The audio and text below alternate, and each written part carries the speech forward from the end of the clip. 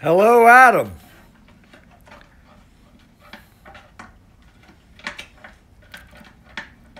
There's my boy Vinny. One thing him and I have in common. My boy Vinny. One thing him and I have in common is we're both persistent.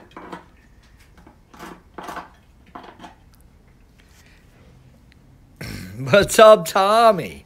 Yeah, it was painful for me too. But guess what, guys? I just ordered, it'll be in tomorrow, a internet, I guess you call it a internet, it plugs into my outlet in my garage, and it'll expand my internet. Yeah, I guess it is a booster. Because it brings it's for large houses, actually. And not saying my house is large, but I'm outside my house. So it'll boost it into my workshop. And I got the real good one, like there was like a low, medium, and high. And I got the medium. But I got a real good one. So hopefully tomorrow we are firing a hole. And then what I'm going to do is go buy a dummy phone. And that phone is going to be the phone where you guys call in. And what I like to do is a one-way, well, no, not really. One-way is me. And then a two-way would be somebody calls in and we talk about topics. And then a three-way, because we can have another person call in, and we can kind of combine the topic. Yeah, and we'll just start. We'll start with topics, and we'll. I don't know if I showed you guys, but I found this in a dump. Did I show you that on the previous video? Look at that sucker.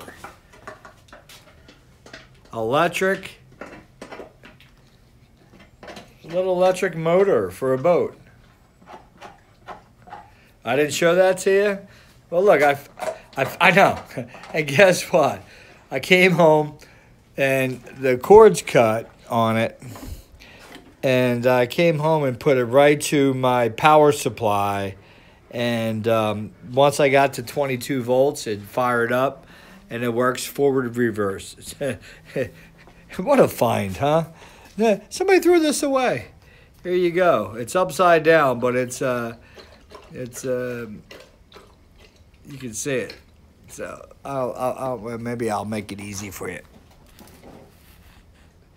So there it is. It is pretty powerful too because it's 24 volt, 80 pounds of thrust. So is thrust the same as torque?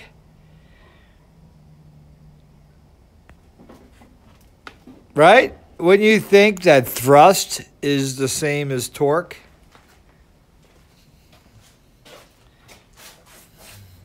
What do you mean? Adam, no idea. You're talking about what I just asked, right? Because I'm watching the comments come in, so I'm wondering if we're live or delayed live. You know what I mean? Like delayed 3 seconds. Because if I ask a question, I'm waiting to see when it comes back, and there's a delay.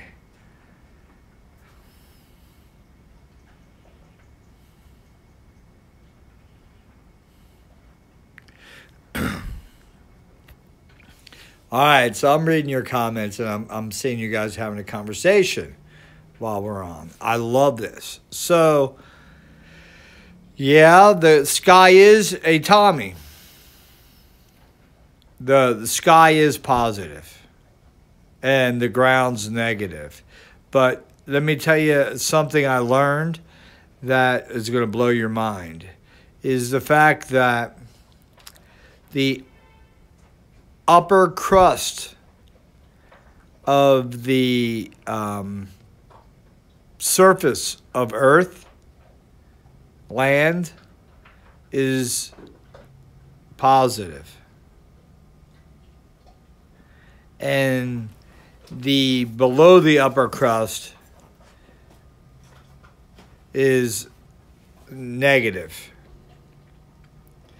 So Tommy, I always believed in what you were saying with what you just said, to where the it was positive in the air, but the air has nothing to do with the ground and the upper above the ground, meaning like right at your feet, like right here. On air pressure, the closer you are to ground and the separation you are to ground, right? There's your separation from ground. The whole planet Earth right here. There's your separation. So we're going to have a little discussion about that right now. Because right above the ground, you would think that this pressure right here, atmospheric pressure, because of the density of air, that it's most insulated here because the pressure is higher. In fact, I'm down right now filming this. Guess what? My ears are starting to hurt. Why? Because I'm low to the ground, and my ears are used to being 5 feet 8 above the ground. I'm like 5'10", but my ears are a few inches lower than the top of my head. So I would say that my ears are used to being. That's a great discussion. How the pressure that your ears work at, how that speaker, right? I mean, guys, chime in.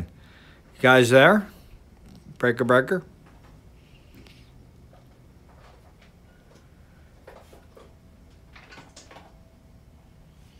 I seem to have lost all comments. All right. So where your ears are elevated, that pressure, like we were just talking about down at the ground, is different than where your ears are. And they say in electricity, or we'll call it static, in pressure, the electrostatics change, and as you go higher in elevation, so does the pressure go down, and so does the electrostatic presence.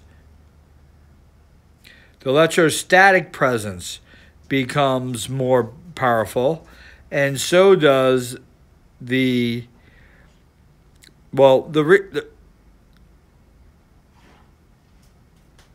all right, so what I'm getting at is that when you come off that elevation from the ground, and the ground is the most condensed pressure of air pressure from the ground. If my thumb's the ground and your upper finger is above ground, that condensed pressure in electromagnetic and electrostatic difference is that the ground, at the ground level, we're dealing with electromagnetic. As once you break free from the ground, you're no longer connected to the ground. So you become your own ground. You become your own virtual ground. So everything becomes a virtual ground. So when you walk on the ground, you're usually insulated from the ground because you wear shoes. Now, I would always think wearing shoes was because don't want the bottom of my feet to wear out. But does it separate me, my body, my soul from the ground in a sense where now I'm inductive? Good question. Let's just leave that out there. You guys, leave your comments.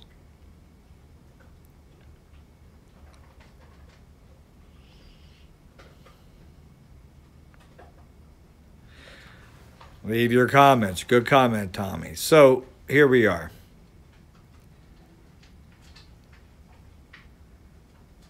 Exactly. So we're talking about ground level, but let's not say this is ground level. Let's look at the rod here that's on this nice, beautiful, free propeller and mechanism here. So this straight line. Now imagine this straight line had nodes. Let's say this is a node. Look at that. You know what that is? This is another topic, okay? Cavitation and electrolysis, okay? Another topic. Electrolysis and cavitation. As this spinning in water, because of the density of the water, and it builds up a place to where it can spin freely. Unreal, doesn't move the boat in water.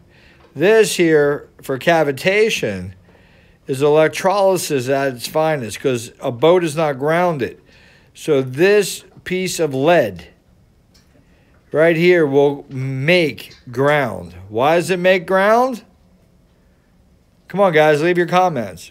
It's a virtual ground. Think about what we have. This could be virtual ground. That could be virtual ground. But why is this the most important virtual ground that's on here? Come on, tell me why.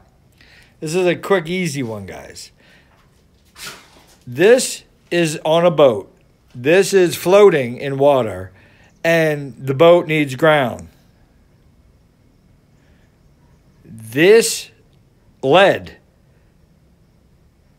Nope. This is the most dense atom of all the materials that we see here. The lead is dense. The atom, in order for atoms to have a dense material, they have to have a smaller orbit. Lead is the densest material here. This lead will become the point of origin for all electrolysis to come to, because it is the black hole for electromagnetic. You guys get this? You got that? Give me a thumbs up, because we're going to move on to some other things. But this is not even intended here.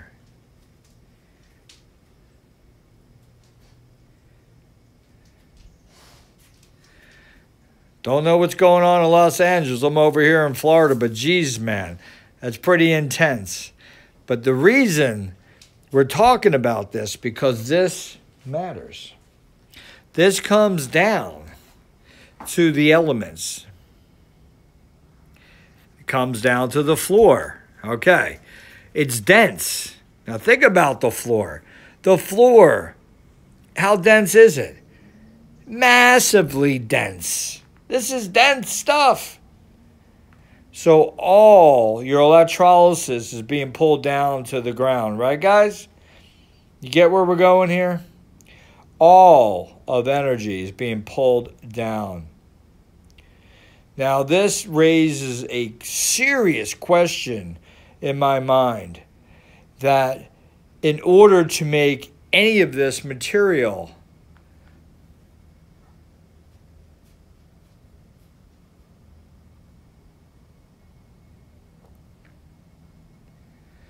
this material all has its own frequency. The frequency of the material can be compounded. Like Tesla says, that your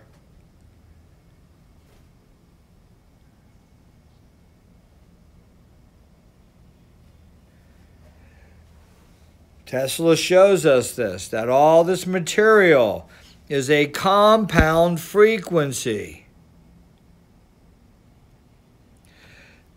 All has compound frequency. It's a combination. There's wood, plastic, metals, lead, particles. We're talking particles, but what we're showing here, there's a density, yes, a harmonic to a particle would be one thing, guys.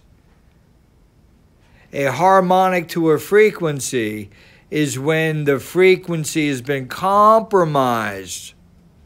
And when you compromise a frequency, the harmonics appear. You know why? I always said my whole time, 5 years now, of learning stuff, deeply throwing myself in and out of embarrassment. I always said that electrons need a friend. It's not the fact that an electron needs a friend, because there's no such thing as individual electron. Electron would be the positive side of its opposite side, the negative. So if you take a magnet and make it smaller and smaller and smaller, the smallest orbit of an atom would be the densest material we see. One quick thing I want to show you. Here we are. Let's look at this guy, for instance. This right here, and we're going to look at this, and then we're going to look at, no, that's a piece of iron.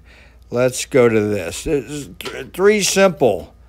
I can go even better than these, but three simple explanations I want to talk about. You know, you better back off. You said, Mac, no, we want all three separate. There you go. So all three are opposing each other, okay? Three different sizes. Well, this one might be the same size. What I want to show is the thickness. Oh, this is two of them. Oh, shit. Let's separate these two. Well, let's not even get into it. One hand. So you see how thin one is. Now, listen, guys. Give me your thumbs up. Look how thin. This is a neodymium magnet. There's two of them stuck together. I can't separate them. They're the strongest I think I can get on the market, and they're stuck together. Look how thin they are. Do you guys see that? Alrighty. So, the top part of this magnet and the middle part would represent one magnet, okay? See the height of it? Okay, well, each side represents a north and a south, okay? So you have two opposing magnetic fields. Look how close they are together. See how close they are together? A lot of pressure would be when the north and south were squeezed together. Do you agree? Do I get a thumbs up? You guys agree? What's up, Adam? So the pressure is higher in the north and south separation in that magnetic field. And you get to the next thickness. Now this thickness here is probably about the same as both of these together. Okay, and this is a regular alkyl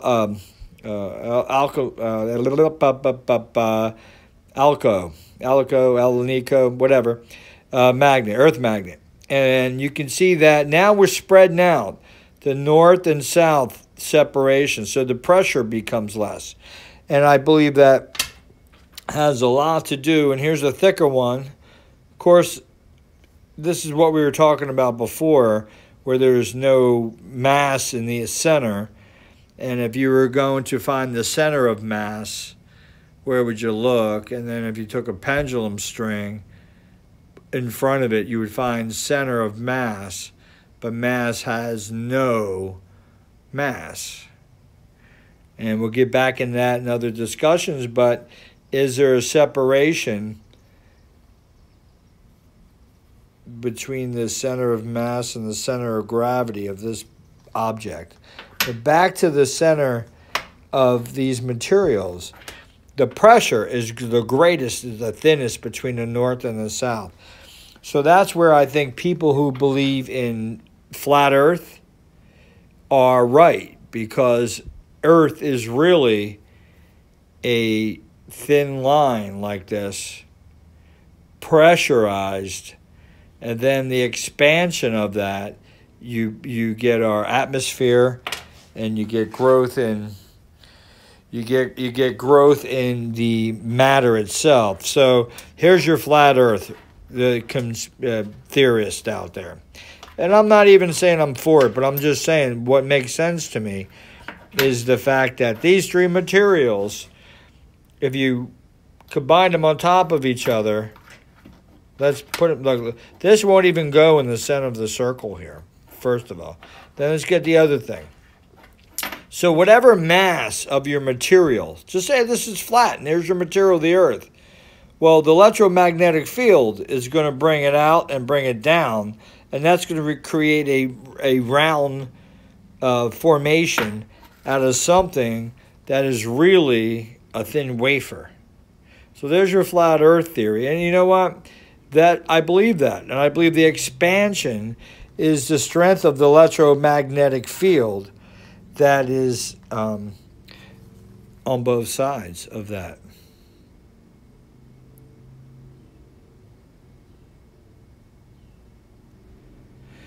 Well, obviously the magnetic V's do make good flow.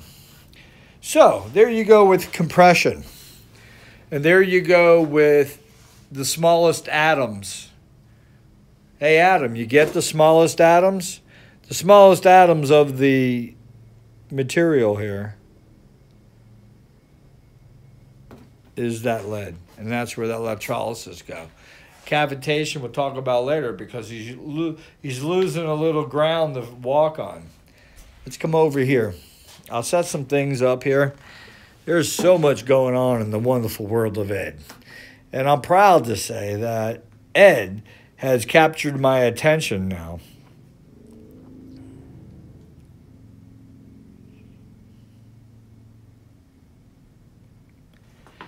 You can see the filings going the opposite way on that comment, right, Tommy? So here we go. So let's start off like where I left last night. We got to undo my stuck together paper wads. And we're going to start off with electrostatics. And the reason we're going to start off with electrostatics because we need to see how we charge, discharge materials. And then we can see that what we're creating in these wads is we're creating a frequency that will travel within itself. And I'm having a hectic time here trying to undo the... I don't know why they're wound up like that. It's pretty weird. They were fighting each other.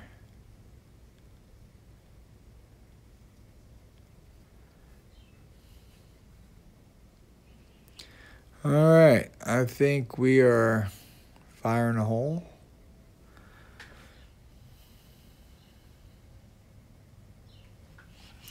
Yeah, the tapping on and off, I believe, is some type of lack of persistence. You get what I'm thinking here? The persistence of the energy. So we're going to get into some of the materials first. Let's start off with here. These are negative charges. Steel, wool, lucite, sealing wax, amber, rubber, hard rubber, mylar, nickel, copper, silver, bismuth, brass, my bad, synthetic fur, gold, platinum, sulfur, polyester, polyurethane, acrylic, polyurethane, silicone, Teflon, silicone rubber. Negative charges. So what do I have up here that's negative? Let's get into working on negative charges first before we get to the positives. My top broke here, so hopefully I don't have another frickin' malfunction here. It's always when you go to shows, oh, you gotta be kidding me. You're killing me. Really? All right, let's just roll with it. Don't touch it. Let's see what the hell we have happening here. All right, so we're going to start off with some, this is right here is wool. So what is wool? Wool's not up on the negative. Oh, shit. Let's come over here. These are the positives. Air, skin, human hair. You see wool up here? Wool, right there. We got wool. So wool's positive. Let's start off with my buds wool. So we're going to move along the top here. Hopefully we charge that end. Notice there's a piece of brass in the middle and one end's longer than the other. So that should separate the charges in the glass. And let's go ahead and see if we get any reaction. No, nothing. Nothing on the wall. So let's go ahead and pull out the fur. And if that's fur, that would be synthetic rubber. No, fur. Fur is not on that first one. Fur is on the positive over here. Rabbit fur. Okay, that's probably what this is. Let's go ahead and charge up some positive. Maybe we'll put some on this side and see if we get any reaction. Something going on yet? Nothing. This could be one of those nights. Here, let me do this. Let me touch these, ground them. And let me see if I can, I think they need to be closer.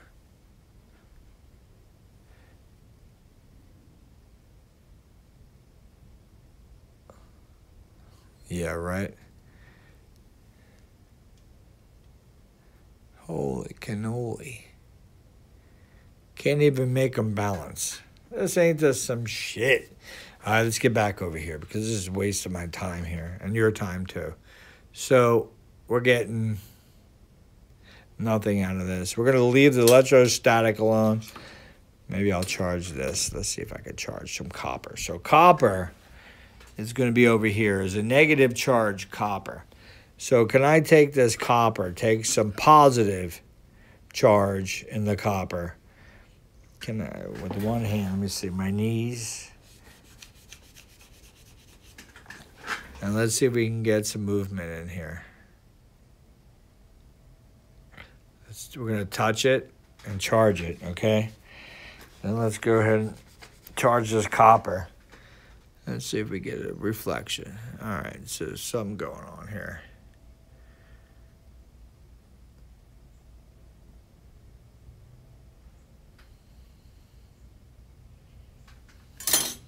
Copper down. Gotta love when things happen great for you. Everything in plan. Look at this. Got some brass on one side. Let's go ahead and hit the brass. So what is brass? Brass over here is negative. So, and fur is positive. So these should be reacting good together. Nothing. Nothing. Let's bring silk out.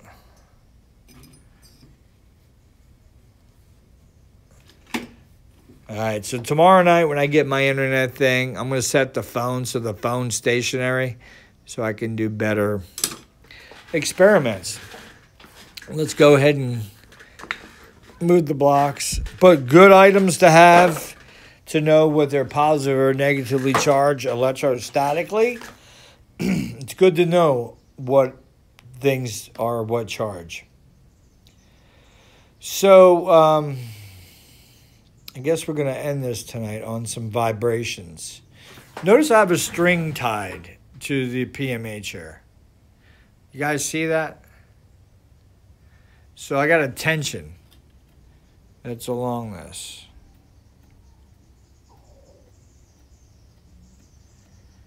See that tension? There's some good tension there.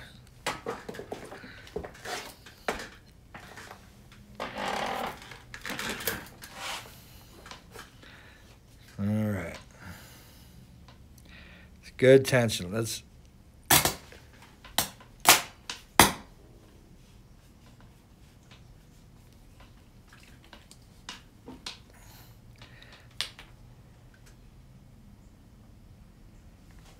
see that tension. I got to put you down for a second. Let me see where I can stick you. Here, you can stare at that for a sec. I got to put you down for 1 second.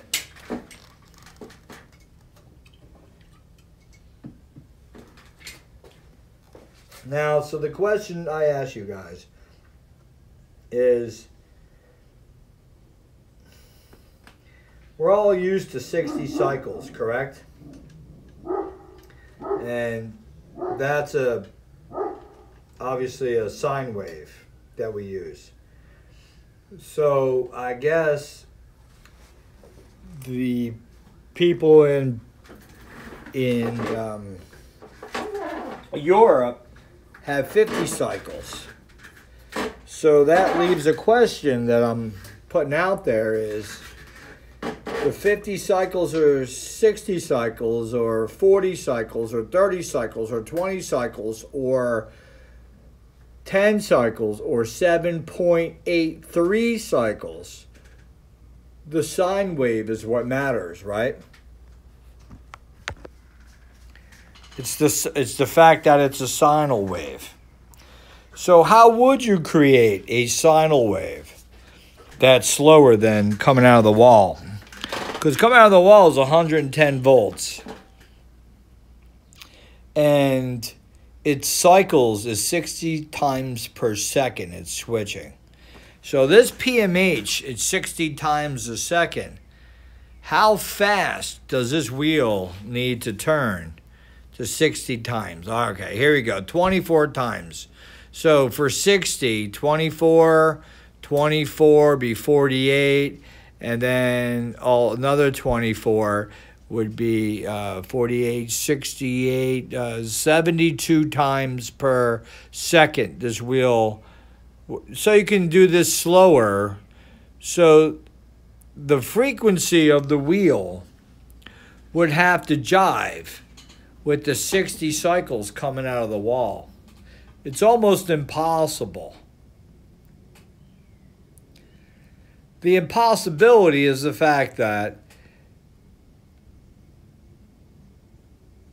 you're going to have an unsequential event.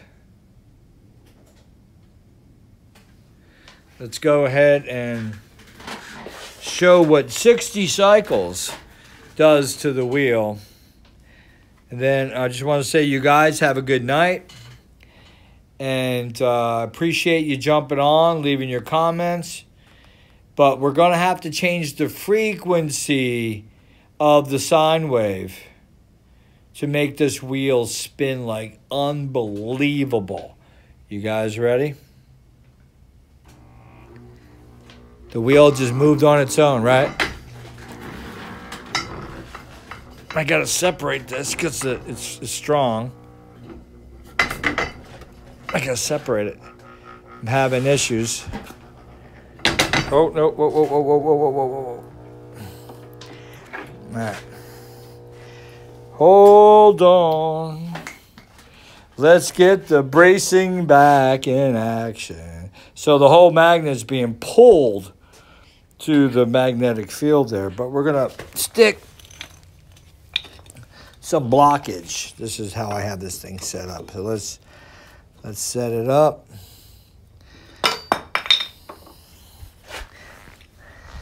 So I have something that stops it from pulling forward because I forgot when I left it last night when I was working on it. It was doing that. And I didn't do it all day. I haven't even been here. So there you go. So that'll stop the magnet from pulling forward. Okay. There you go. So let's fire in a hole. And this is going to come down to, obviously, a sinal wave is the way to turn this wheel. And we just have to be able to control the frequency. So listen, guys, one thing I want to bring up about the pipe. Before I show what the wheel does, the pipe would be a small DC voltage coming from the magnets. And that DC voltage will control the current going into the sinal wave of the PMH, and it becomes a satchable reactor, the pipe, on the controlling of the current of the AC wave going into the PMH. Leave your comments. Hope you guys enjoy. Right now, I can hear the wife calling. Let's go ahead and get this thing moving.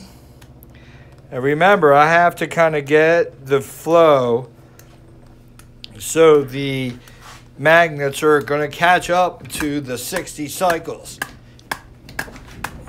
Now, what if the 60 cycles catches up to the wheel and pulls the wheel?